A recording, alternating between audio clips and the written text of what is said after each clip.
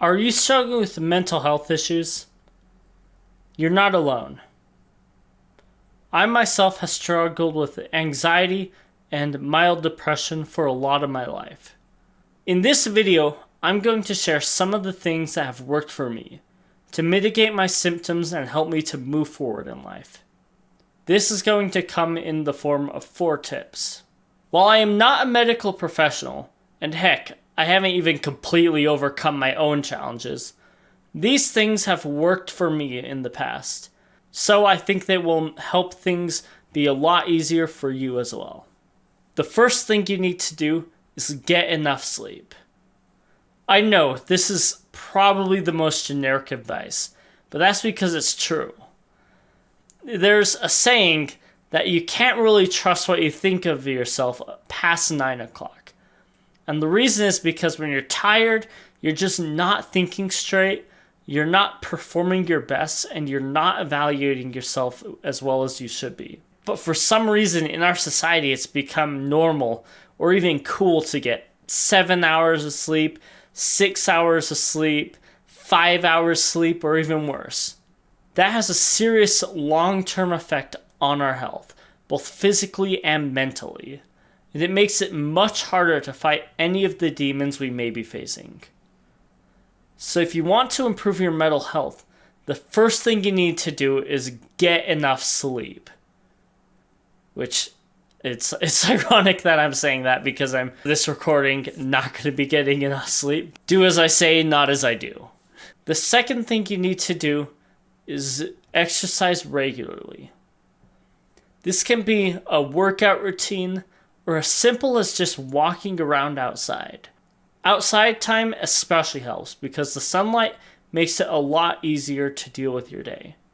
And it helps with our health. And as much as we like to think otherwise, our mental health is significantly connected to our physical health. When our body is less healthy, our mind is less healthy and it can't think as clearly. And so doing these simple things to just get your blood flowing, to exercise a little bit, to stay a little bit in shape, makes it a lot easier to keep your mind in the right place. Because you're not constantly battling that mental fatigue and cloud as well. The third thing, which is connected to the other two, is to have a good diet. Because the same way that our exercise and our sleep affects our physical body, which affects our mental body, our diet does the exact same thing. If we're eating a bunch of crap, we're going to feel like crap. And that's going to affect our mental image of ourselves. So, you want to make sure you're getting the food that you need to live a healthier life. And I know these points are sounding very repetitive, but it's really to emphasize that the physical body affects the mental body. When you feel better physically, it's a lot easier to feel better mentally as well. And the final and fourth tip that has helped me is to seek therapy. I know it's become really cool in this self-improvement space and commonly accepted that therapy doesn't help you, but honestly, that has not been my experience. There are absolutely bad therapists out there, but the therapists that I've had, talking to them, getting advice and solutions from them, especially simply the accountability of trying to improve, has made it a lot easier to make progress mentally. At the same time, don't get me wrong.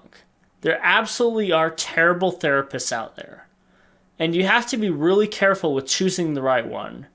Because a lot of therapists have an incentive to keep you there longer. Because that way, you're a repeat customer who makes more money for them. So, you have to be careful that you find one who is actually interested in helping you make improvements. And not one who just wants you to keep talking and talking and talking without any noticeable changes. You especially want to be wary of ones that prescribe medication, because if they're doing that, they especially have an incentive to keep you hooked on that medication and hooked on their therapy services so they can keep charging you more and more money. Those are the kinds of therapists that keep you stuck there forever. And those are the bad ones that people talk about. But I know from my own experiences, good therapists are out there. And if you can manage to find one, they can be a very valuable tool for turning your life around. So, I guess my point with that is be cautious, but don't dismiss it entirely. I know these tips might seem a bit simple, that it can't really be that easy. Well, simple and easy are not the same things. You may know exactly how to do something. You may know exactly what you need to do to feel better mentally. But that doesn't mean it's going to be easy to do it. Regardless, you still have to try and do it. I'm pretty confident from my own experiences and from what I understand from others that if you put these 4 tips into practice, which are sleep, exercise, especially outdoors, diet, and finding a proper therapist, you will begin to make progress in your mental health.